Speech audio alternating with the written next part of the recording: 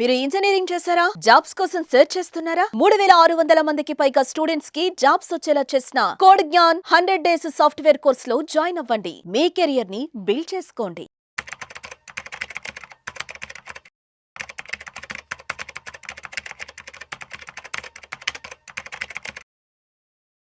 Welcome to Vishnu talks. నేను విష్ణు, ప్రస్తుతం పాటు సర్టిఫైడ్ ఫైనాన్షియల్ ప్లానర్ మాధవిరెడ్డి గారు ఉన్నారు. వారితో మాట్లాడదాం.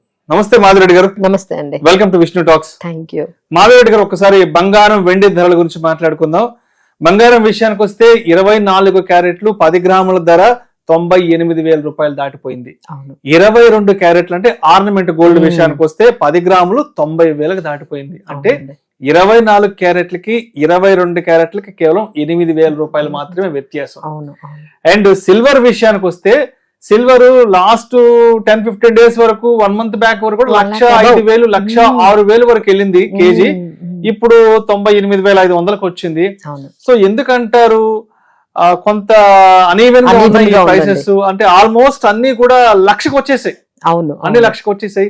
ఏంటి అసలు బంగారం పరిస్థితి ఎలా ఉండబోతుంది అంటారు రాబోయే రోజుల్లో? అండ్ ఎవరైతే ఇప్పుడు ఈ 1,00,000 రూపాయలు పెట్టి కొనలేరు, డైరెక్ట్ గా ఫిజికల్ గోల్డ్ కొనలేరు, మరి అటువంటి వారికి వేరే ఇతర ప్రత్యామ్నాయ మార్గాలు ఏమున్నాయి అంటారు కొనుక్కోవడానికి? సో ఫస్ట్ అసలు ఈ గోల్డ్ సిల్వర్ మధ్య కొంచెం ఒక అనీవెన్ రేషియో అనేది ఉందండి. దీన్నే మేము గోల్డ్ సిల్వర్ రేషియో అంటాము. అంటే ఔన్స్ లో మనం మాట్లాడుకుంటే, అంటే మనకి ఇంటర్నేషనల్ డాలర్స్ లో మాట్లాడుకుంటే $3,350 పర్ ఔన్స్ ఒక గోల్డ్ పర్ ఔన్స్ $3,350 అయితే ఒక ఔన్స్ సిల్వర్ ధర మనకి $32 ఉంటుంది. ఇది కానీ డివైడ్ చేస్తే మనం సిల్వర్ అంటే gold $3,350 divided by $32 per ounce, ఈ రెండు కూడా మనం డివైడ్ చేస్తే రేషియో ఎప్పుడు బిలో 100 ఉండాలండి. కానీ ఇప్పుడు ఇది చూసుకుంటే 105 దాటిపోయింది ఈ రేషియో. అంటే సిల్వర్ కి గోల్డ్ కి మధ్య ఉన్న ఈ రేషియో ఇది చరిత్రలో 2 సార్లు జరిగిందండి. ఇలా 100కి మించడం, అంటే 105, 106 ఉండడం అనేది. సో ఇది దేనికి ఇండికేట్ చేస్తుంది అంటే, ఇది మనకు ఒకసారి కోవిడ్ టైంలో వచ్చిందండి.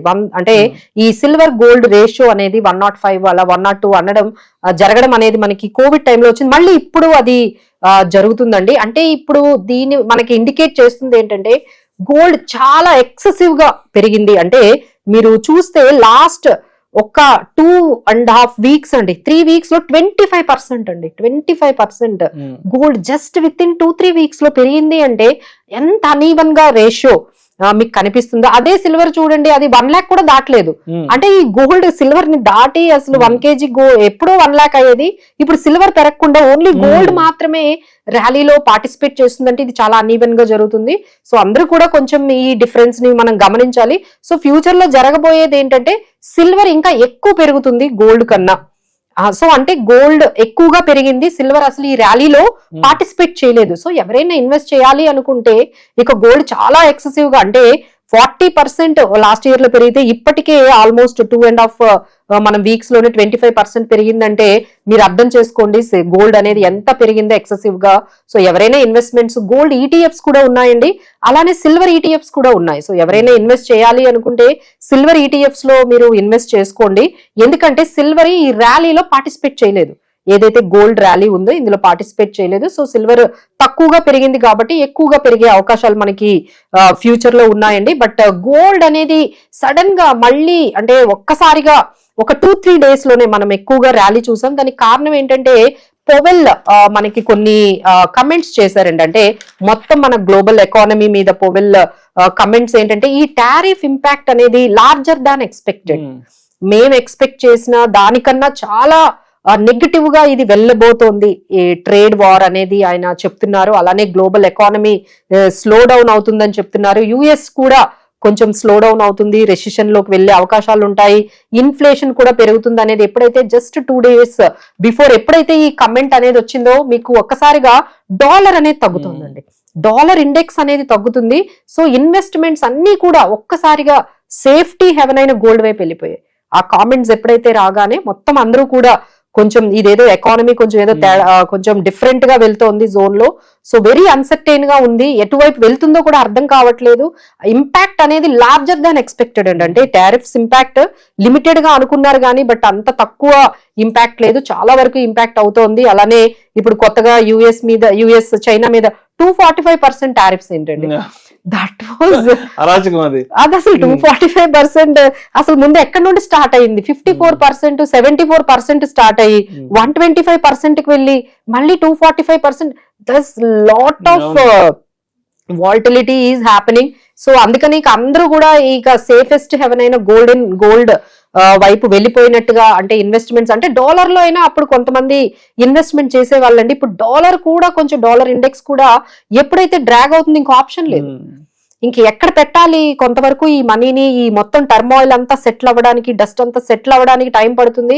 అంతవరకు ఎందులో పెడదాము అనే దానికి సమాధానంగా ఇప్పుడు గోల్డ్ అనేది కనిపిస్తుంది. అలానే అన్ని సెంట్రల్ బ్యాంక్స్ కూడా మళ్ళీ స్టార్ట్ చేసాయండి ఇంకొక రౌండ్ ఆఫ్ గోల్డ్ బయింగ్. ఎందుకంటే అందరికి ఇది భయం పట్టుకుంది, ఇక్కడ ఏం జరిగిపోతుందో అర్థం కావట్లేదు, వరల్డ్ ఎకానమీ ఏం జరిగిపోతుంది, దీని ఇంపాక్ట్ ఎంతవరకు వెళ్ళిపోతుంది, ఈ వార్ అనేది ఎలా వెళ్తుంది, ఈ ట్రేడ్ వార్ అనేది అర్థం కాక ఎస్పెషల్లీ బిట్వీన్ యుఎస్ అండ్ చైనాయే కనిపిస్తుందండి. మిగతా వాళ్ళందరూ కూడా సెటిల్ అయ్యి వాళ్ళతో ఏదో ఒకటి ట్రేడ్ అగ్రిమెంట్స్ చేసుకుందాము అనే మూడ్ లో ఉన్నారు కానీ but because these are all largest economies కదా. ఎప్పుడైనా ఇద్దరు పెద్ద వాళ్ళు గొడవ పడితే ఎట్లా ఉంటుందో అంత ఇంపాక్ట్ అందరికీ కూడా నెగిటివ్ గా వెళ్తుంది. అలానే 2 లార్జెస్ట్ ఎకానమీస్ అయిన యుఎస్ చైనా ఎప్పుడైతే ఇట్లా ఈ ట్రేడ్ వార్ లో ఎంత దీనిగా వెళ్తూ ఉన్నారో సో దాని ఇంపాక్ట్ అయితే గ్లోబల్ ఎకానమీ స్లో డౌన్ అంటున్నారు. అందుకనే మనకి క్రూడ్ కూడా $66 కి పడిపోయిందండి. దీస్ ఆర్ ఆల్ ఇండికేటింగ్, అంటే గోల్డ్ పెరగడం, క్రూడ్ అనేది ఎప్పుడైతే పడిపోతుందో ఎకానమీ స్లో డౌన్ అవుతుంది అనేది దాని ఫస్ట్ ఇండికేషన్ అండి. So this is how the gold is going up. So it will take time. అదే మీరు అన్నట్టుగా 1 lakh అయితే ఇంకెంతలే, అంటే 1 lakh అవ్వడానికి ఒక $1,500 తేడా అంతే. ఆల్మోస్ట్ 98,500-700 వచ్చేస్తుంది కాబట్టి 1500-1600 లక్షకి వెళ్ళిపోతుంది. సో మేము అనుకున్నాము సెన్సెక్స్ ఇప్పుడు 78,000 ఉంది, అప్పుడు 1 lakh అవుతుంది అనుకున్నాం. గోల్డ్ ఏమో ముందు రేస్ లో ఫస్ట్ నేనే ఉన్నాను అన్నట్టుగా గోల్డ్ 1 lakh అనేది మేబీ నెక్స్ట్ వీక్ లో మనం చూడొచ్చు 2-3 days లో. సో ఇప్పుడు మాధవిరెడ్డి గారు, ఇప్పుడు బంగారం ధరలు అనేవి స్టాక్ మార్కెట్ హెచ్చులు తగ్గుల మీద డిపెండ్ అయి ఉంటుందని అందరికీ తెలిసిందే. అంటే స్టాక్ మార్కెట్ బాగా ర్యాలీ అవుతున్నప్పుడు, మార్కెట్ లో బాగా బుల్ ర్యాలీ ఉన్నప్పుడు బంగారం ధరలు తగ్గుతాయి. మార్కెట్ బాగా ఫాల్ లో ఉన్నప్పుడు, కొంత క్రాష్ వాలటాలిటీలో ఉన్నప్పుడు బంగారం ధరలు పెరుగుతాయి అనేది ఇది మార్కెట్ లో ఉన్న అందరికి ఈ టెక్నికల్స్ తెలుసు. కాబట్టి ఇప్పుడు మనం లాస్ట్ 4 days చూస్తే మార్కెట్ లో కూడా కొంత ర్యాలీ, కొంత పాజిటివ్ ర్యాలీ స్టార్ట్ అయింది. కాబట్టి ఈ ర్యాలీ కనుక కంటిన్యూ అయ్యి మార్కెట్ ఒక 80, 82, 83 దగ్గరకు వస్తే, ఒకవేళ అంటే అక్కడ దగ్గర రాగలిగితే మళ్ళీ బంగారం ఏదైనా కొంత వెనక్కి వచ్చే అవకాశం ఉందంటారా? సో ఇది నాట్, ఎందుకంటే గోల్డ్ అనేది ఇంటర్నేషనల్ కమోడిటీ, మన ఇండియన్ కమోడిటీ కాదు.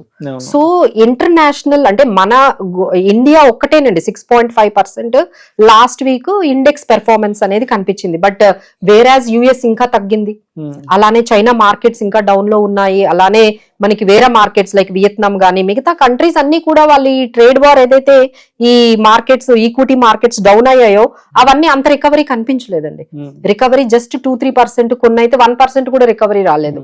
సో మన ఇండియా మాత్రమే 6.5% వచ్చింది. బట్ ఎంటైర్ గ్లోబల్ ఎకానమీ ఎప్పుడైతే డౌన్ గా ఉంటుందో ఈ గోల్డ్ లోని మనకి తగ్గ అవకాశాలు అనేవి కొంచెం తక్కువగానే మనకు కనిపిస్తున్నాయని చెప్పొచ్చు. సో ఎప్పుడైతే గ్లోబల్ ఎకానమీలో ఒక స్థిరత్వం, ఒక స్టెబిలిటీ, ఓకే ఇప్పుడు this is the worst, maximum worst అయిపోయింది అని మనకి ఎప్పుడైతే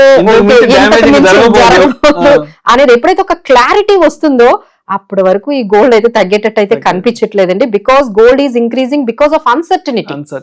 ఏదో జరగబోతుంది అనేది, ఏం జరుగుతుందో తెలియదు, ఏదో జరగబోతుంది, ఎంత డ్యామేజ్ జరుగుతుంది అనేది తెలియక వాళ్ళు ఈ మొత్తం అంతా ఇన్వెస్ట్మెంట్స్ అమౌంట్ అంతా కూడా ఆ డాలర్ ని దాటి గోల్డ్ లోకి వెళ్ళిపోతుందండి. అంటే ఈక్విటీస్ నుంచి ఎప్పుడో మనీ అనేది తీసేస్తున్నారు, ఆ మనీ అనేది మనకి డాలర్ కి వెళ్ళేది ఇప్పుడు డాలర్ ని కూడా పక్కన పెట్టి ఇప్పుడు గోల్డ్ లోకి వెళ్ళిపోతుంది. సో ఒక్కటే అసెట్ క్లాస్ అయిపోయేటప్పటికి మొత్తం అమౌంట్ అంతా కూడా సేఫెస్ట్ హెవెన్ అనేది ఒకటే కమోడిటీలోకి, ఒకే అసెట్ క్లాస్ లోకి వెళ్ళిపోవడం వల్ల మనకి ఇంత పర్టికులర్ అంటే uneven gold rate up side అయితే మనకు కనిపిస్తుందండి. అలానే మన సిల్వర్ గోల్డ్ రేషియో కూడా చాలా అన్ఈవెన్ గా కనిపిస్తుంది. సో ఈ విషయంగా కొంచెం జాగ్రత్తగా ఉండాలండి. సో మార్కెట్ లో అయితే ఏంటో ఇప్పుడు చాలా అంటే మమ్మల్ని ఎస్పెషల్లీ ఉమెన్ ని మరి కొనాలి అంటే మాకు కష్టం అవుతుంది కదా.